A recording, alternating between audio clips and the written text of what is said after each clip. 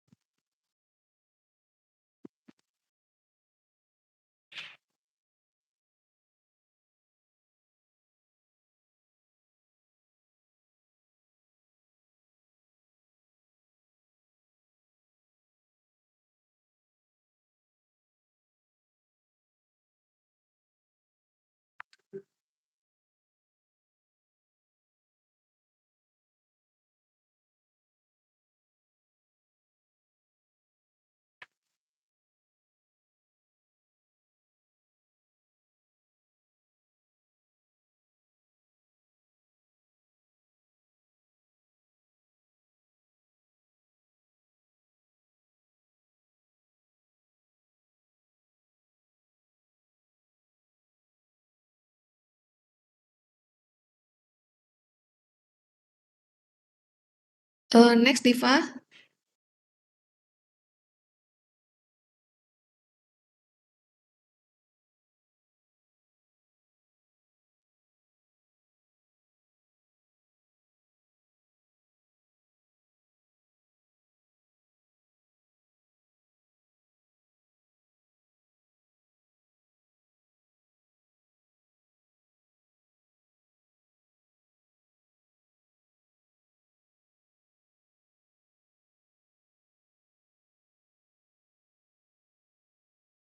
Oh, sorry, ada kendala di saya, eee, nggak mau tayang dia ya.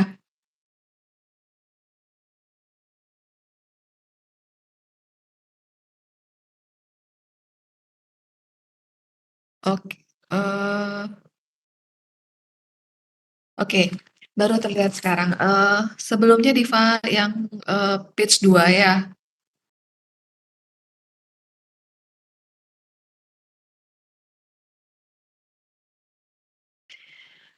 Dalam menangani pasien, terutama untuk kegawat daruratan, diperlukan hasil pemeriksaan laboratorium, yang keluar, dalam waktu yang singkat.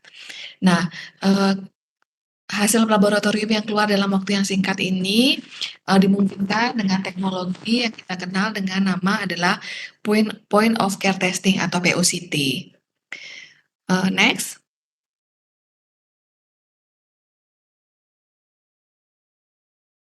Next. Sejarahnya laboratorium pemeriksaan laboratorium biasanya dikerjakan di suatu laboratorium besar oleh tenaga laboratorium. Biasanya yang mengambil sampel itu plebotomis atau analis, kemudian dikerjakan juga oleh analis laboratorium, kemudian setelah keluar hasilnya nanti akan diverifikasi oleh dokter spesialis patologi klinik. Nah, untuk pengembangan teknologi laboratorium yang kita sebut dengan POCT, ini dikerjakan dekat dengan pasien dan dapat juga dikerjakan oleh bukan tenaga laboratorium. Hal ini membedakan antara pemeriksaan laboratorium yang dikerjakan di laboratorium sentral dengan pemeriksaan laboratorium menggunakan alat POCT. Next. Definisi dari point of care testing adalah suatu tes pemeriksaan yang dikerjakan oleh tenaga non laboratorium tapi menggunakan pemeriksaan atau metode pemeriksaan yang sudah diizinkan di laboratorium. Kemudian suatu tes pemeriksaan yang dilakukan pada seorang pasien oleh tenaga kesehatan profesional di luar metode yang umum, jadi nggak dikerjakan di laboratorium sentral. Next.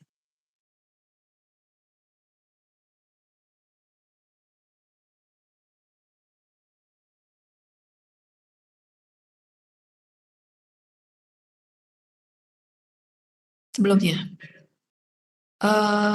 suatu tes pemeriksaan yang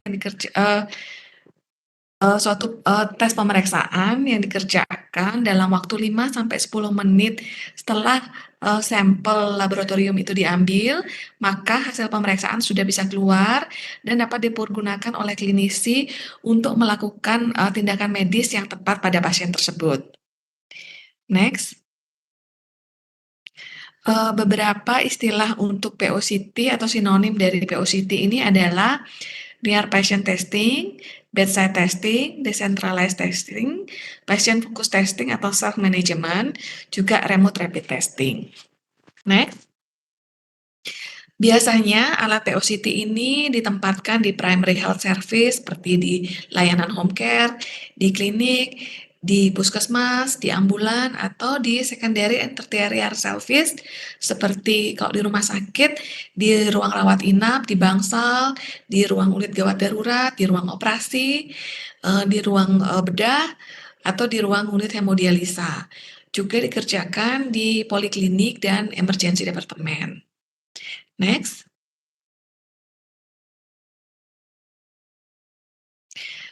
Ada beberapa klasifikasi dari POCT.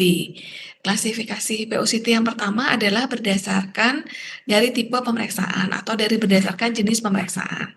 Berdasarkan jenis pemeriksaan, POCT itu ada macam-macam seperti uji cari celup tes strip urin, uji kehamilan, pemeriksaan kadar glukosa darah, pemeriksaan analisis gas darah, analisis elektrolit, untuk penanda jantung atau troponin test, juga untuk pemeriksaan drug abuse.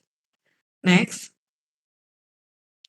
Berdasarkan ukuran dari alat dan kemampuan dari alat POCT itu ada dibagi menjadi 3 klasifikasinya, yang non-instrumental system, yang small analyzer, dan yang desktop analyzer. Kalau yang non-instrumental system itu tidak menggunakan alat baca. Sistemnya itu disposable, berupa test strip. Hasil pemeriksaannya sifatnya adalah kualitatif atau semi kuantitatif. Jadi ada positif, negatif, atau setara dengan positif 1, positif 2, 3, 4, ada kesetaraannya. Ini contohnya adalah tes kehamilan. Kemudian yang small analyzer. Yang small analyzer alat POCT ini biasanya bisa digenggam. Hasil pemeriksaannya sifatnya semi kuantitatif atau kuantitatif. Contohnya adalah, alat, blood glucose meter atau glukometer. Kemudian desktop analyzer yang ukurannya lebih besar, biasanya juga digunakan di laboratorium klinik, di UGD seperti itu atau di, eee, ICU, biasanya untuk pemeriksaan analisis gas darah atau untuk pemeriksaan elektrolit. Next. Kalau berdasarkan dari pengguna, alat POC itu ada yang untuk personal type, untuk perorangan, atau yang hospital type yang dipergunakan untuk banyak pasien. Next. Apa sih keunggulan kalau kita melakukan pemeriksaan laboratorium menggunakan alat point of care testing ini dibandingkan kalau kita melakukan pemeriksaan laboratorium ke laboratorium sentral? Yang pertama adalah memperpendek turnaround time. Turnaround time yang dimaksud ini adalah, waktu yang diperlukan dari permintaan seorang klinisi untuk melakukan pemeriksaan lab pada pasien, sampai pasien itu datang ke laboratorium, menyerahkan permintaan pemeriksaan laboratorium, kemudian dilakukan persiapan terhadap pasien untuk pengambilan sampel, kemudian sampelnya itu diambil, sampelnya itu dikerjakan, dianalisis, kemudian sampai sampelnya itu keluar dan kembali lagi ke klinisi yang meminta. Pada umumnya kalau pemeriksaan laboratorium rata-rata memerlukan waktu adalah 2 jam. Kalau kita menggunakan alat POCT seperti disebutkan sebelumnya, 5 sampai 10 menit setelah sampel itu diambil, maksimal 5 sampai 10 menit setelah sampel itu diambil, hasilnya itu sudah keluar dan dapat dipergunakan klinisi untuk melakukan suatu tindakan. Kemudian, alat POCT ini juga keunggulannya, sampel yang dibutuhkan volumenya itu lebih kecil, biasanya ukurannya adalah mikroliter. Kemudian sifatnya juga otomatis, karena alatnya itu sederhana, maintenance-nya juga tentu lebih sederhana kalau kita menggunakan alat auto analyzer di laboratorium. Kemudian kalibrasinya juga sifatnya otomatis, biasanya ada chip yang langsung dipasang di alat, yang harus dilakukan kalibrasi setiap berapa waktu tertentu. Next.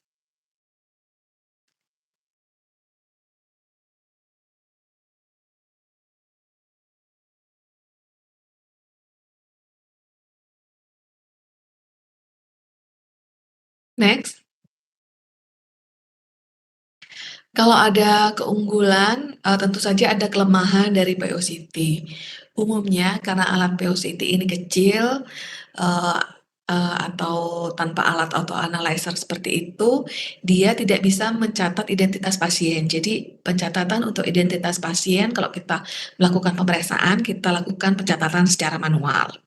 Demikian juga pencatatan hasil pemeriksaan juga dilakukan secara manual, kemudian biasanya, kalau di laboratorium itu kan hasil pemeriksaan itu, agar lebih cepat sampai ke unit-unit yang memerlukan, misalnya dia di ruang rawat inap mana, maka laboratorium itu biasanya ada laboratorium information system yang disambungkan dengan hospital information system. Jadi semua data pemeriksaan laboratorium bisa tersimpan di sana dan bisa diakses oleh klinisi kapan saja.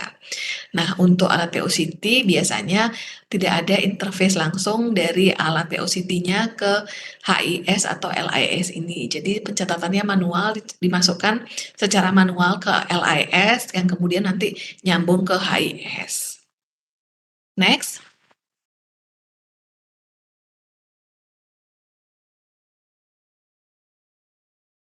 Saat ini jenis-jenis pemeriksaan point of care testing itu, sebelumnya ya, ada pemeriksaan untuk blood gas, untuk pemeriksaan faktor pembekuan, untuk blood chemistry seperti pemeriksaan glukose, kolesterol, asam urat, untuk pemeriksaan drug abuse, untuk screening kehamilan, cardiac marker, hemoglobin, dan hematokrit. Next. Nah, berbagai macam alat POCT itu, beredar di pasaran. Bagaimana sih, kita memilih alat POCT, yang tepat? Yang pertama, alat POCT yang baik itu harus menyesuaikan dengan kebutuhan, klinisi atau dokter yang meminta dengan klinik, dengan alat yang tersedia di pasaran. Kemudian alat yang kita pilih nantinya itu juga bisa memang memperbaiki turnaround time dari pemeriksaan laboratorium dibandingkan kalau kita meminta pasien itu datang ke laboratorium sentral. Kemudian alatnya sendiri punya akurasi dan presisi yang tinggi, punya batas deteksi yang jelas, jadi alat itu punya kemampuan untuk, di alat sudah tercantum berapa sih kemampuan dia maksimal untuk mendeteksi, suatu, pemeriksaan yang kita periksa dan berapa batas minimalnya. Kemudian pengoperasian dari alat itu gampang dan praktis, ada teknisi, kemudian, gampang untuk, spare part-nya itu, gampang untuk diperoleh, baik secara lancet, kemudian, jarumnya, kemudian, test strip-nya, seperti itu gampang untuk kita peroleh. Kemudian punya fasilitas after sale service, kalau memungkinkan POCT itu sifatnya alat POCT itu open method. Jadi alatnya satu, kita untuk test strip pemeriksaannya kita bisa pergunakan dari berbagai macam brand. Tapi yang untuk open method ini sekarang mungkin sudah tidak ada. Next.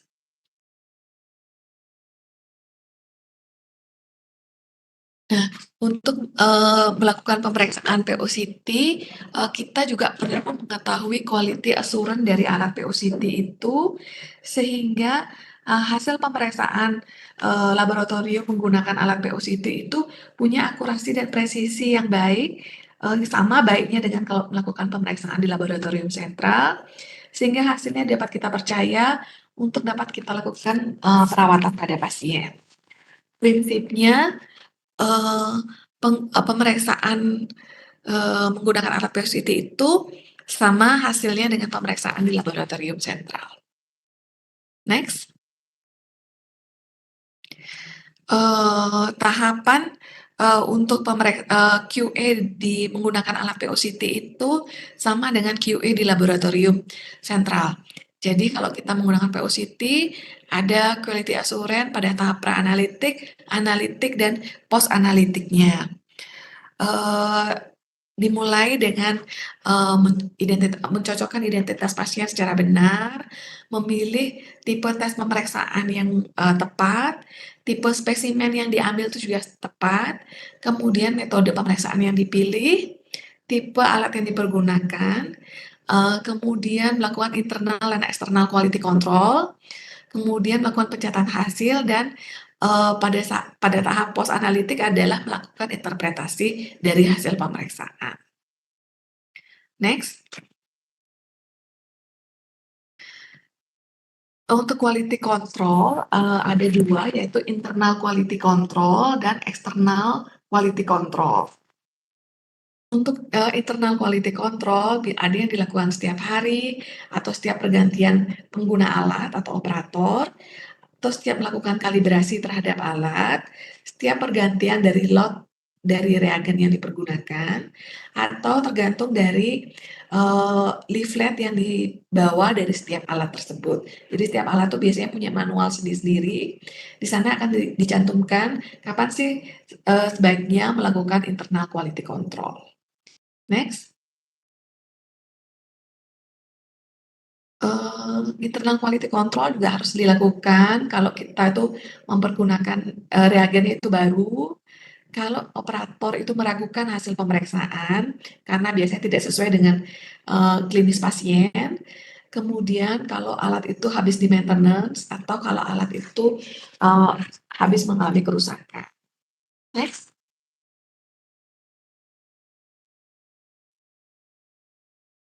Untuk eksternal quality control, biasanya dia menggunakan material yang berasal dari luar. Jadi sampel pemeriksaan untuk eksternal quality control itu biasanya, berasal dari sampel dari luar yang kita periksa menggunakan alat POCT kita, kemudian hasilnya itu nanti kita laporkan ke, eee badan yang membawa, sampel tersebut. Jadi nanti akan dicocokkan apakah alat kita itu, sesuai nggak sih hasil pemeriksaan dengan hasil yang, mereka catat, seperti itu. Kalau misalnya quality control-nya itu tidak ada, external quality control dari alat POC itu tidak ada, maka kita dapat mengerjakan external quality control dengan mencocokkan hasil pemeriksaan POCT kita dengan hasil kalau kita membawa sampel pemeriksaan ke beberapa laboratorium, kemudian kita bandingkan hasilnya. Kemudian penggunaan POCT untuk orang awam, biasanya point of care testing ini dipergunakan juga oleh pasien-pasien yang melakukan rawat jalan, di mana pasien tersebut masih memerlukan monitoring yang ketat atau supervisi yang rutin setelah dia didiagnosis suatu penyakit oleh dokter. Biasanya pada pasien-pasien seperti pasien diabetes mellitus, pada pasien-pasien hiperlipidemik dimonitor lipid profile-nya. Next.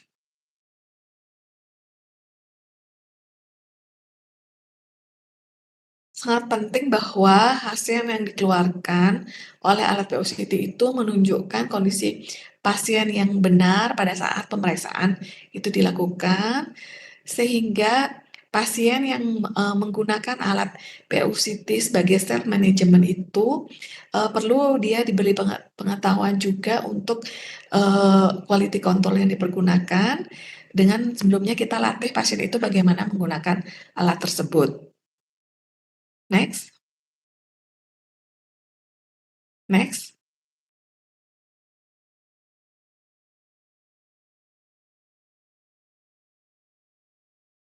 Beberapa aspek yang penting pada quality control pada POCT untuk self management adalah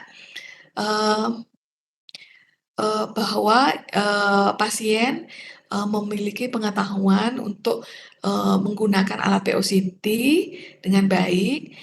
Dia juga tahu bagaimana melakukan internal quality control dan proses kalibrasi pada alat. Dan pada pasien ditekankan untuk melakukan monitoring terhadap alat POCT itu dengan membawa alat itu biasanya ke laboratorium untuk dibandingkan hasilnya. Next.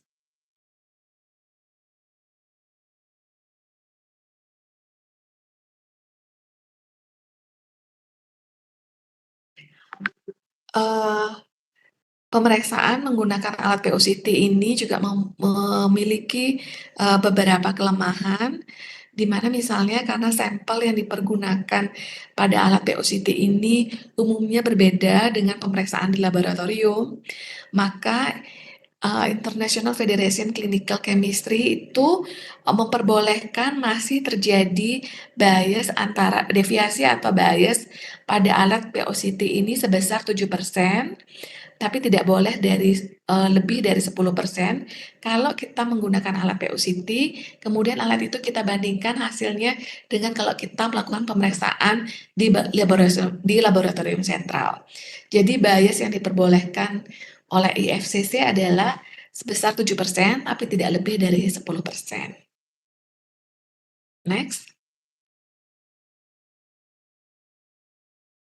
Di masa depan, POCT itu akan didasarkan pada chip yang ditempelkan kepada badan pasien, sehingga invasi pada pasien itu lebih minimal lagi dibandingkan dengan sekarang. Di mana ada suatu chip yang ditempelkan ke pasien, nanti akan disambungkan dengan device, misalnya telepon ponsel yang kemudian nanti bisa ada aplikasi tertentu yang bisa merecord hasil pemeriksaannya. Next. Next.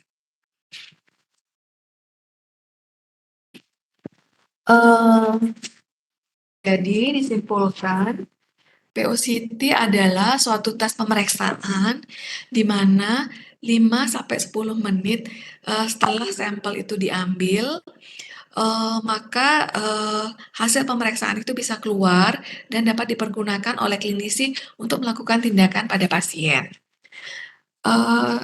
Tujuan utama dari POCT ini penggunaan dari POCT ini adalah untuk menurunkan turnaround time, dari pemeriksaan laboratorium tanpa kita mengabaikan kualitas atau hasil informasi atau hasil pemeriksaan, berdasarkan hasil pemeriksaan tersebut akan dilakukan diagnosa, terapi, pada pasien dan dengan pemeriksaan laboratorium menggunakan POCT ini, diharapkan nantinya length of stay pasien di rumah sakit akan menurun, juga sehingga akan menurunkan, biaya biaya, perawatan secara umum, juga akan meningkatkan kepuasan dari pasien dan klinisi sendiri. Next. Sebagai dasar untuk pemilihan POCT, seperti yang disebutkan di sebelumnya bahwa, alat POCT itu harus sesuai dengan kebutuhan. Jadi kebutuhan di klinik dan klinisi itu sesuai dengan alat POCT-nya sesuai dengan yang ada di pasaran. Kemudian dia memang mampu memperbaiki turnaround time dari pemeriksaan laboratorium. Kemudian tentu saja alat itu harus punya akurasi dan presisi yang tinggi, harus punya batas deteksi yang jelas, mudah dalam penggunaan, spare part-nya gampang diperoleh, punya teknisi untuk, alat, punya, fasilitas after sale service, juga kalau memungkinkan POCT-nya itu sifatnya adalah open method. Nah, walaupun POCT ini kelihatannya gampang dipergunakan, memerlukan sampel yang sedikit, tidak memerlukan, tenaga laboratorium, dapat dikerjakan oleh siapa saja, tapi, tidak sesederhana itu karena perlu juga diperhatikan quality assurance dari POCT, sehingga hasil pemeriksaan laboratorium dengan alat POCT itu hasilnya akurat dan presisi, di mana, prinsipnya adalah hasil pemeriksaan dengan alat POCT itu sesuai dengan hasil pemeriksaan di, laboratorium sentral kalau kita menggunakan alat atau analyzer, sehingga hasilnya nanti dapat kita pergunakan untuk melakukan perawatan pada pasien. Next.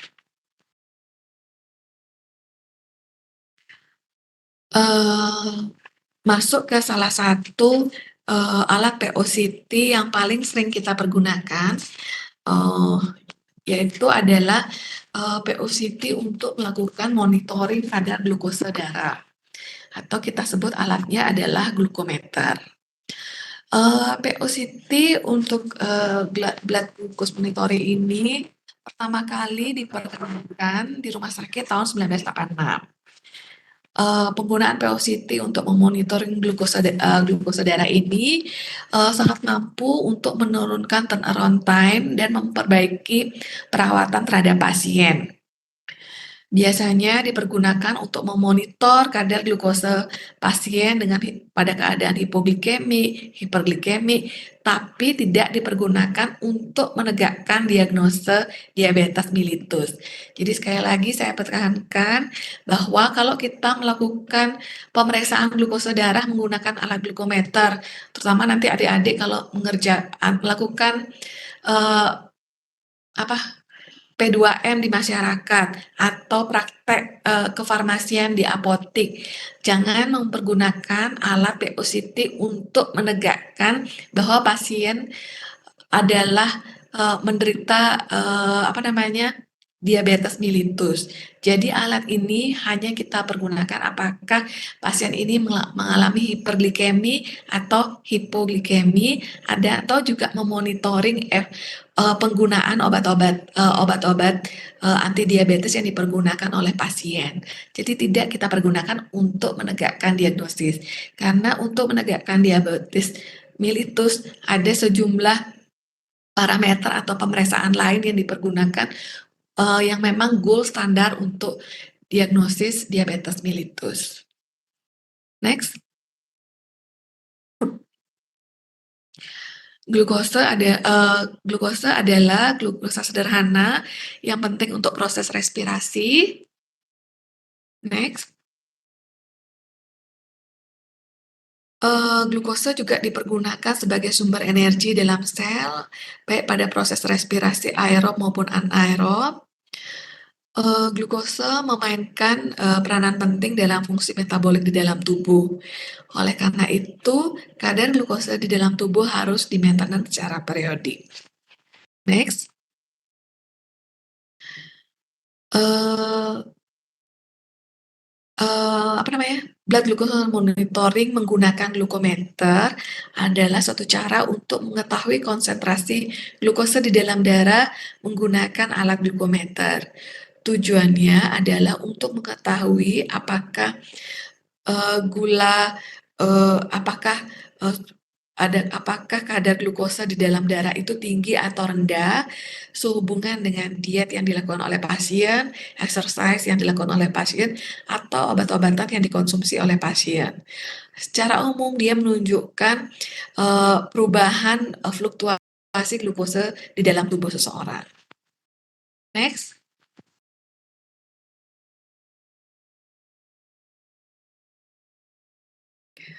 Kenapa sih harus dimonitor? Yang pertama adalah pada pasien diabetes dia akan menurunkan resiko komplikasi terhadap diabetes karena kadar glukosanya terpantau dalam rentang yang, tepat untuk pasien tersebut. Bagi pasien diabetes dia tahu apakah obat-obatan yang dia pergunakan itu punya nggak pengaruh terhadap kadar glukosanya dia? Apakah nanti dikonsultasikan, obatnya dosisnya boleh diturunkan atau justru dinaikkan? Kemudian bagi pasien diabetes juga tahu apakah exercise atau obat-obatan yang mereka konsumsi itu punya pengaruh nggak terhadap kadar glukosanya. Juga mencegah keadaan hipo dan hiperglikemi. Next.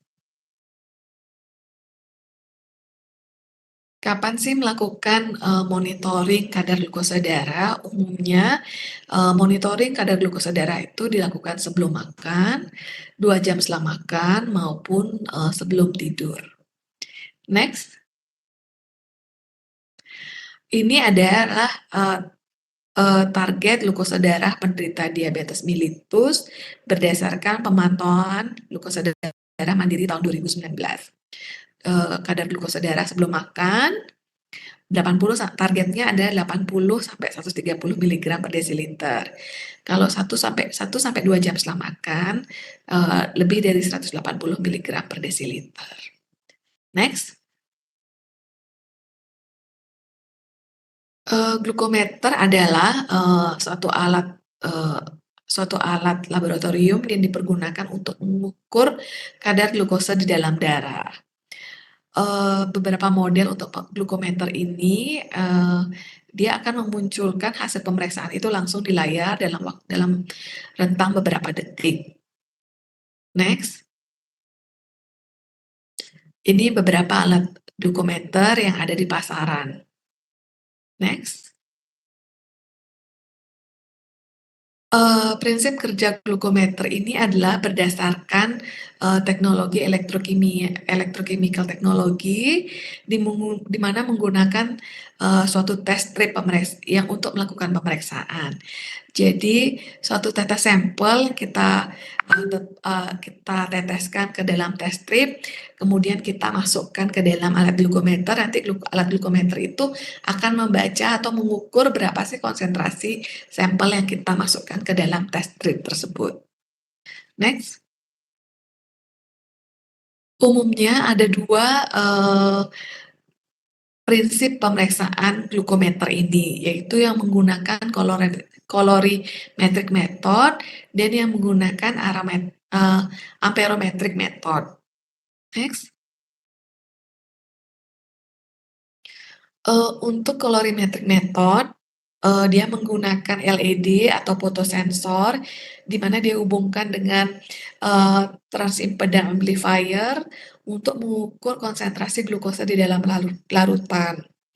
Prinsipnya adalah menggunakan, reaksi warna, di mana, warna yang terbentuk di test strip, kemudian oleh fotometer akan dikeluarkan hasil yang sebanding dengan intensitas warna yang terbentuk di dalam larutan.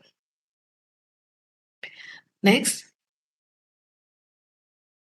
Untuk amperometric method, dia menggunakan test strip, di mana test stripnya itu di-labeling dengan suatu, enzim seperti, glukosa oksidase, glukosa dehidrogenase, atau heksokinase.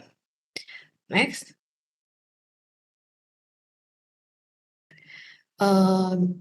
Contohnya, misalnya sampelnya itu kita masukkan ke dalam test strip yang, di-labeling dengan glukosa oksidase, nanti dia akan glukosa dalam sampel akan bereaksi dengan glukosa oksidase, membentuk gluconic acid, kemudian gluconic acidnya itu, akan, bereaksi dengan elektron ferrocyanide yang juga tertempel di test strip, membentuk ferrocyanide. Nah, jumlah elektron ferrocyanide yang terbentuk nantinya akan sebanding dengan konsentrasi, sampel yang kita teteskan tadi di test strip. Next. Ini contoh test stripnya. Next.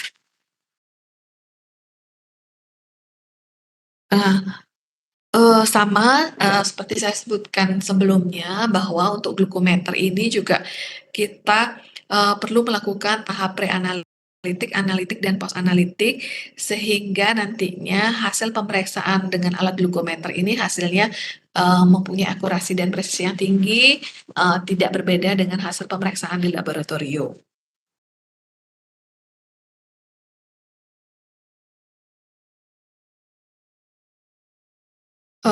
Nah, pemeriksaan menggunakan alat glukometer ini, biasanya hasilnya bisa dipengaruhi oleh beberapa faktor, seperti faktor lingkungan, yaitu operator,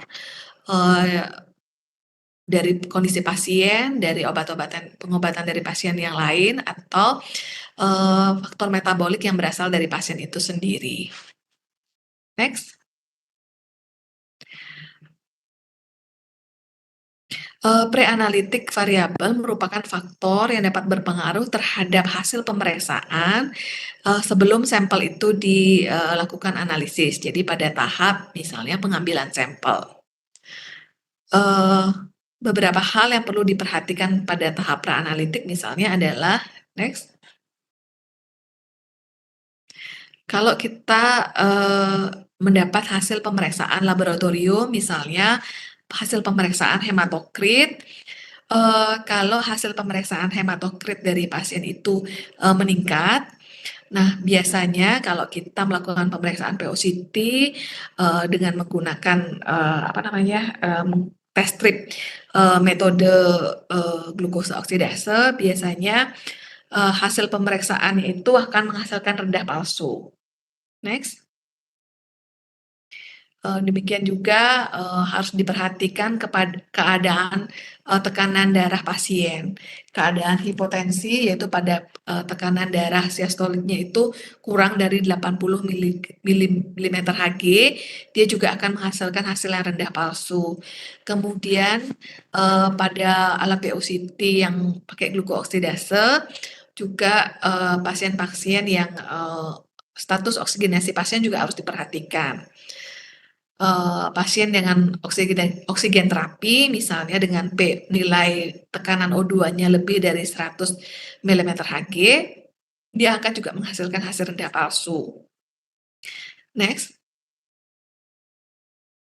Dari segi kalau pasien itu mengkonsumsi acetaminophen atau vitamin C dosis tinggi, acetaminophen dan vitamin C dosis tinggi, kalau kita juga mau pakai, PO/CT yang pakai, di-labeling glukosa oksidase, juga dia menghasilkan hasil yang rendah palsu. Tapi kalau dia mengkonsumsi acetaminophen dan vitamin C dalam,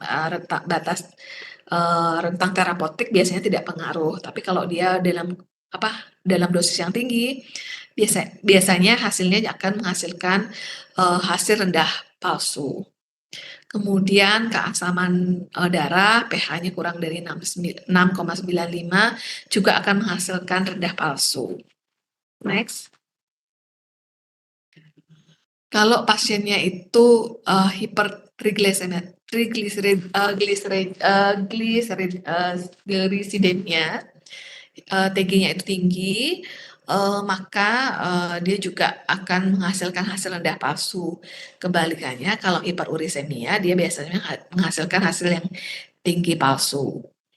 Kemudian kalau dari segi technical problem, kalau itu kan dari segi, pasiennya ya, kalau hasil pemeriksaannya, kalau kita bawa hasil labnya pasien tadi hematokrit, kemudian, pH darah, hasil pemeriksaan TG, hasil pemeriksaan asam uratnya dia, nah itu ada pengaruhnya biasanya terhadap hasil pemeriksaan PO/CT.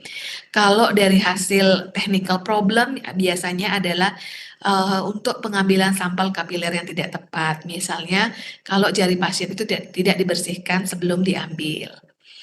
Biasanya ini, ada cairan-cairan yang ada di, permukaan jari-jari akan mempengaruhi, hasil pemeriksaan, biasanya terjadi pengenceran, eee, pada menurunkan juga hasil pemeriksaan. Next.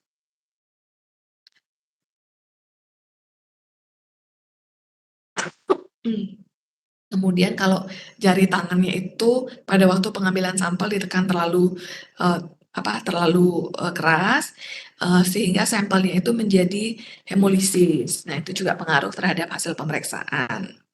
Kemudian, hasil pemeriksaannya itu, eee, penusukan itu dilakukan kalau sebelum, alkoholnya itu kering, ya itu juga akan menurunkan hasil pemeriksaan glukose karena, karena jari-jarinya ada dilusi. Next.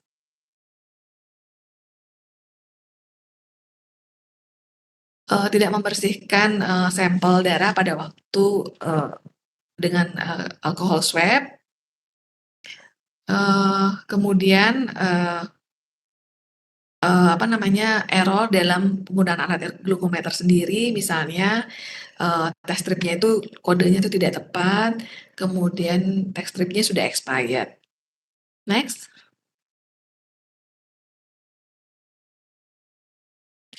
Kalau dari analitik faktor, eee biasanya karena test stripnya itu yang seperti tadi misalnya test stripnya itu sudah expired, atau misalnya dia walaupun tidak, expired dia dibiarkan terbuka dalam waktu yang lama sehingga, terjadi oksidasi pada test stripnya. Kemudian pada tahap post analytic faktor biasanya, terjadi error, pada waktu melakukan inputting hasil. Next.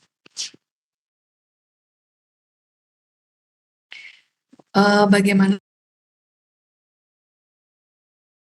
mempergunakan, alat glukometer, akan saya share, video ya ke temennya ya, mungkin mohon ditunggu sebentar ya.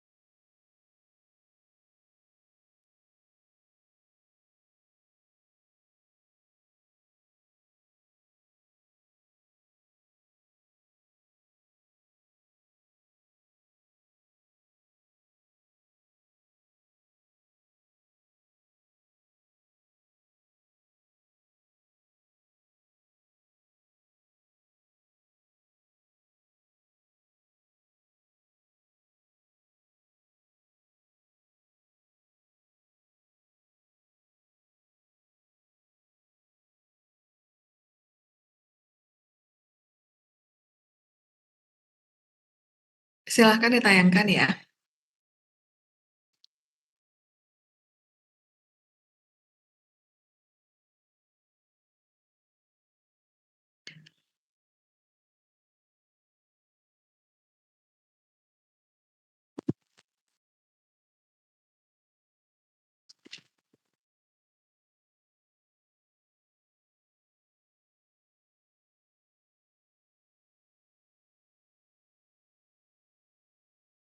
Mungkin bisa suaranya diperbesar ya, Diva.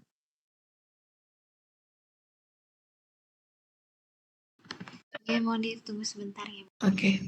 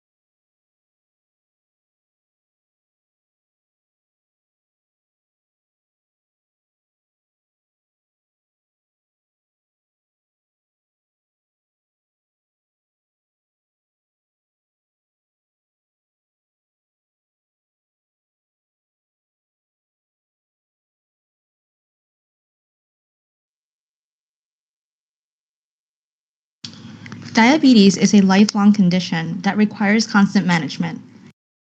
A very good way to do this is using the glucometer. The glucose test is a do-it-yourself test using a blood glucose meter that measures your blood sugar. There are 3 best times to test your blood sugar: before meals, 1 to 2 hours after meals, and before bed. You may need to do extra measurements before you exercise, if you think you have low blood sugar, if you wake up with high or low blood sugar, or when you're sick. There are many brands of meters. Your nurse or pharmacist can help you learn more about them. Follow these steps to check your blood sugar with a meter. Before you start to measure your own blood glucose level, you need to prepare a few items: your glucometer, test strips, lancing device, needle, often called a lancet, a control solution, alcohol swab,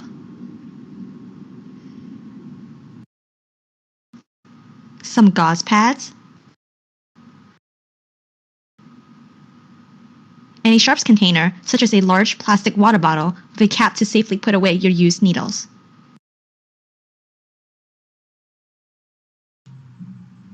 After getting all your materials, it's time to test your glucose meter to see if it is working properly. Open your test strips container and take out 1 test strip.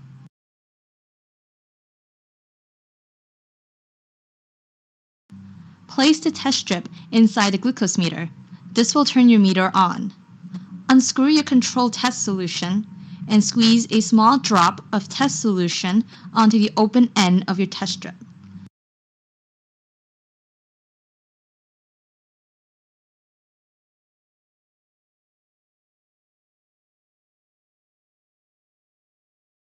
Now, make sure the number that shows up on the meter is in the given glucose reading range shown on the test strip container. If the number on the glucose meter falls in this range, that means your device is working properly.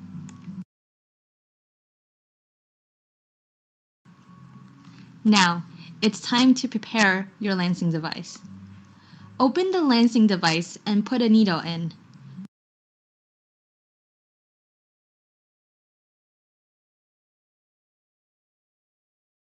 Take the cap off the needle by twisting it.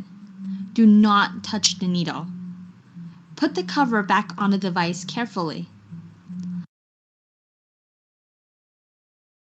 Adjust the depth of the lancing device according to your skin thickness. Get a test strip out of the bottle and put the cap back on the bottle.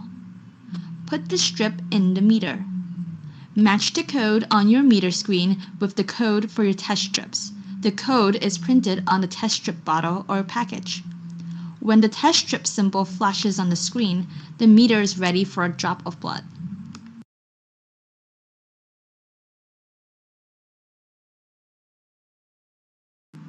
Wash your hands with warm water and soap for at least 15 seconds, then rinse and towel dry. Place the test strip inside the glucose meter. This will turn your meter on.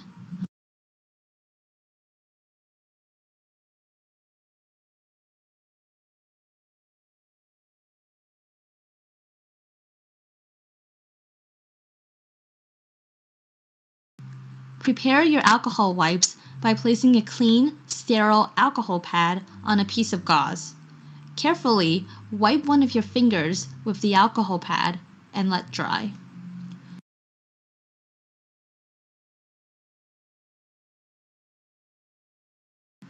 Prepare your lancing device by pulling the trigger down with one finger.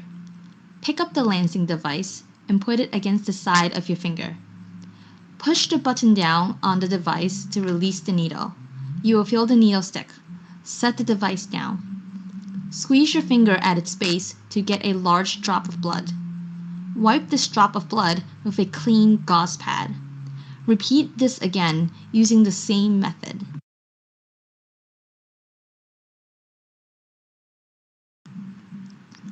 Squeeze your finger again for the third time. Based on the type of test strip you use, touch the end of the test strip to the drop of blood. Be sure that the test area on the strip fills completely with blood. The meter will time the test, and then your blood sugar number will show on the screen.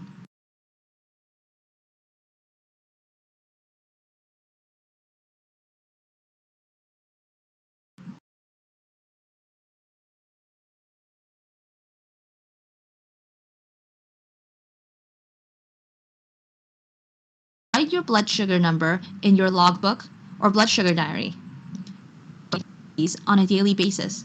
If your numbers are too high or low, please talk to your primary care physician for ways to improve it. After recording your number, remove the test strip and throw it away in your trash. Remove the needle from the device carefully. Be sure not to prick yourself. Throw the needle into a puncture-proof container.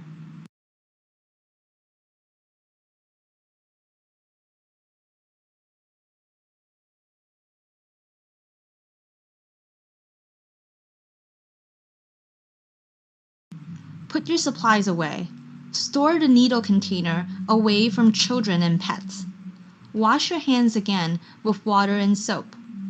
If you have further questions, please talk to your doctor, nurse, diabetes educator, or pharmacist.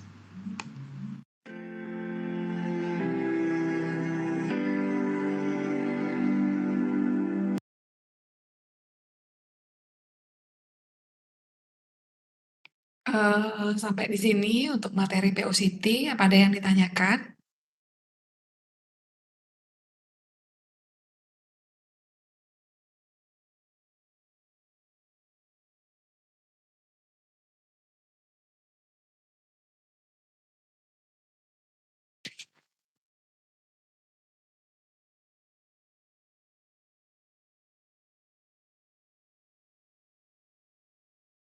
Oke, kalau nggak ada, kuliah saya cukupkan untuk sampai materi POCT saja ya. Untuk TDM, mungkin saya hanya akan sharing PPT-nya saja, tapi tidak akan diikutkan di ujian untuk UAS ya. Oke, Ibu izin bertanya Ibu terkait mekanisme ujian minggu depan bagaimana, Gih? Nanti saya masih diskusiin sama Bu ini ya, Bu Nova ya. Oh, nggih. Baik, Ibu. Jadi Baik, Bu. Terima kasih, Bu. ini lewat Diva ya. Oke, kalau selesai saya izinkan untuk mengakhiri pertemuan kita sore ini ya. Terima kasih. Terima kasih, Bu. Selamat sore. Oke.